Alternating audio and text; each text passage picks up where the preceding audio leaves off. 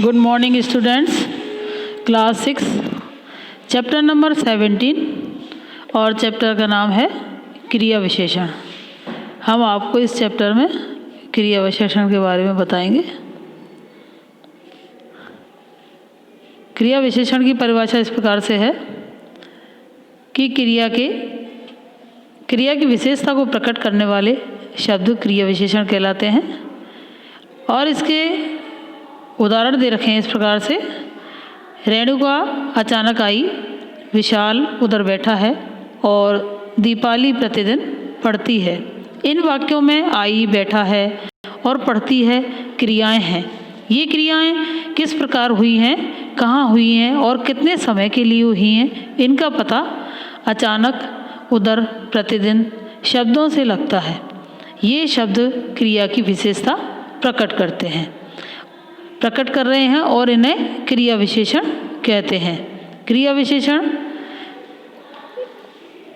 क्रिया शब्द क्रिया से पहले आकर के उसकी विशेषता बताते हैं। और क्रिया विशेषण के भेद, क्रिया विशेषण के 4 भेद होते हैं। पहला है स्थानवाचक, दूसरा है स्थानवाचक क्रिया विशेषण, दूसरा है कालवाचक क्रिया विशेषण और तीसरा है रीतिवाचक क्रिया विशेषण और चौथा है परिमाणवाचक क्रिया विशेषण।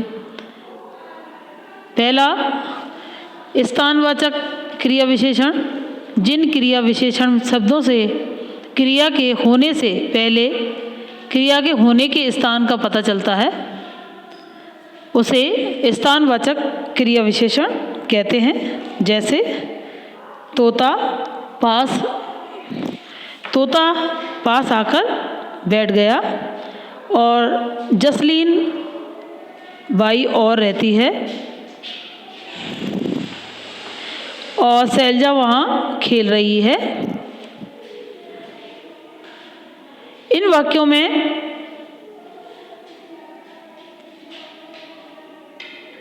पास, बाईं ओर और वहाँ स्थानवाचक क्रिया विशेषण शब्द हैं। और दूसरा है कालवाचक क्रिया विशेषण। कालवाचक क्रिया विशेषण में जिन क्रिया विशेषण शब्दों से क्रिया के होने के समय का पता चलता है, उन्हें कालवाचक क्रिया विशेषण कहते हैं। ऋचा, जैसे ऋचा नानी के घर कभी कभी जाती है और मयूरी छत पर बार बार जा रही है। इन वाक्यों में आए, कभी कभी और बार बार कालवाचक क्रिया विशेषण है। यानी ये जो शब्द क्रिया विशेषण के हैं जो वाक्यों में बार बार आए हैं। और तीसरा है रीतिवाचक क्रिया विशेषण। रीतिवाचक क्रिया विशेषण में जिन क्रिया विशेषण शब्दों से क्रिया के होने की रीति या ढंग का पता चलता है, उन्हें रीतिवाचक क्रिया विशेषण कहते हैं। जैसे गीतांजलि,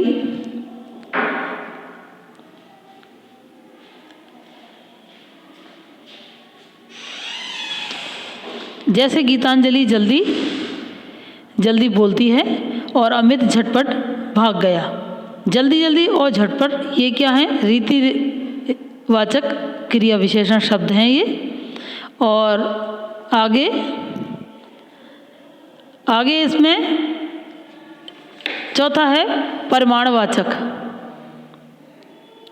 परिमाणवाचक क्रिया विशेषण में क्रिया विशेषण शब्दों से क्रिया के परिमाण, यानी जिन क्रिया विशेषण शब्दों से क्रिया के परिमाण यानी मात्रा का पता चलता है, उसे परिमाणवाचक क्रिया विशेषण कहते हैं। जैसे कम बोलो और काम अधिक करो। और मणिक ने खाना जरा सा खाया। और इन वाक्यों में कम, अधिक, जरा सा परिमाणवाचक क्रिया विशेषण है शब्द ये। और ये शब्द बोलो, काम करो और खाया, ये क्रियाओं के परिमाणवाचक बोधक शब्द कहलाते हैं। और क्रिया विशेषण शब्द स्थानवाचक, जैसे उधर, इधर, यहाँ, वहाँ, उस ओर, इस ओर, आसपास, दाएं बाएं आदि।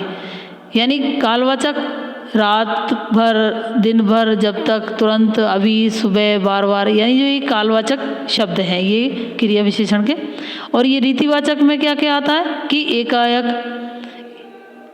अचानक, यथासंभव, इसलिए ये कारण, अवश्य, स्वयं, तेज, शीघ्र, धीरे धीरे, आहिस्ता आहिस्ता, कैसे, वैसे, नहीं, मत, लगाकर आदि।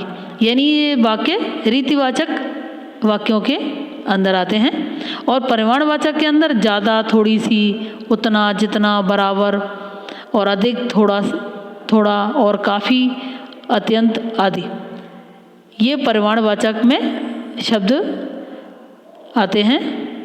अभ्यास के अंदर हम करेंगे कि वाक्यों में आए क्रिया विशेषण शब्दों को रेखांकित कीजिए।